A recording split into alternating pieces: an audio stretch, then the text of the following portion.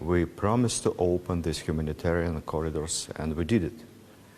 And I would say that only yesterday we kept almost 400 big buses absolutely empty, ready to take people out of the surrounded cities and take them whenever they want. But all these 400 empty, huge buses remained empty for the whole day. Nobody came. So the only explanation for that is that the Ukrainian government does not control these armed forces in the surrounded cities and in the far areas of the Ukraine. I can't find any more normal answer for that. We promised the ceasefire, and we kept it today, yesterday, the day before yesterday, for approximately 5, 6, 7 hours every day. And despite of that, nobody came out of the cities. So they don't let the people go out.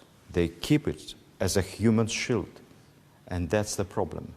And they don't follow the orders of the Kiev government. So it's really a tragedy, but we continue to keep these humanitarian corridors, and we decided to go on again, to keep it open every day for a few hours with a full ceasefire from Russian side.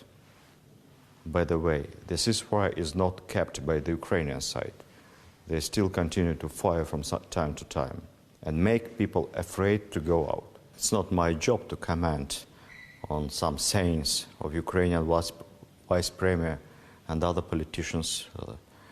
But I would say that when we're talking about, well, human lives, when we're talking about the life of a child, the life of a woman, of a girl, of a boy, it's not the question of morality or immorality or politicians. It's a question of a life.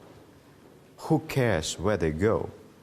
Do they go west, east, north, and south?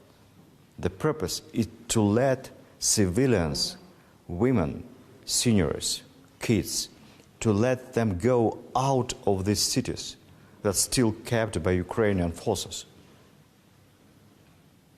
To save them. And we are doing our best to do that. We collected the buses. We're keeping ceasefire every day. We're keeping these open humanitarian corridors. Just let the people go. That's the question.